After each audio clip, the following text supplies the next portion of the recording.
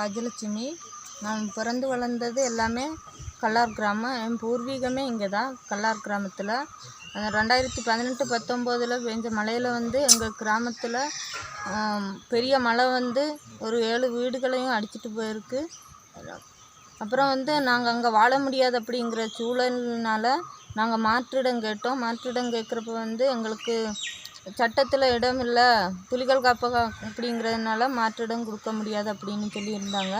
இப்போ அடுத்தடுத்து நாங்கள் மனு எல்லாம் கொடுத்தோம். அப்போ எங்களுக்கு இடம் கொடுக்க முடியாது, NDCA அமைப்பு அப்படிங்கிற ஒரு அமைப்புக்கு போயிட்டு வந்தால் தான் உங்களுக்கு இடம் கிடைக்கும் அப்படின்னு சொன்னாங்க. அப்போயும் எங்களுக்கு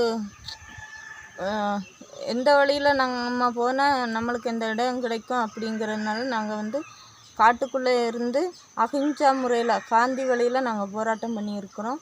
மக்களை எல்லாரையும் திரட்டி முன்னாடி நின்று அந்த போராட்டத்தை நடத்தியிருக்கிறேன். அதில் எங்கள் மக்கள் 25 குடும்பத்துக்கும் பட்டா வாங்கி கொடுத்துருக்குறேன். அந்த பட்டா கிடைச்சதில் எங்கள் மக்களும் இப்போ நல்லா இருக்காங்க. அந்த கிராமமாக நாங்கள் ஒரு முன்மாதிரி கிராமமாக வச்சுருக்குறோம். எங்களுக்கு நாங்களே முயற்சி பண்ணி ரோடும் போட்டுக்கிட்டோம்.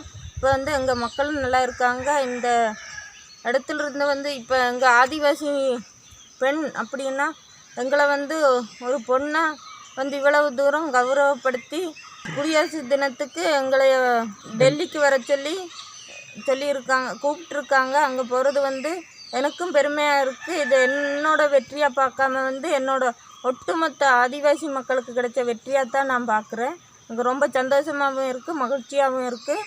நான் தமிழக அரசுக்கும் அப்புறம் எங்களை கூப்பிட்டுருக்கிற ஜனாதிபதிக்கும் பிரதமருக்கும் நன்றி சொல்லிக்கிறேன்.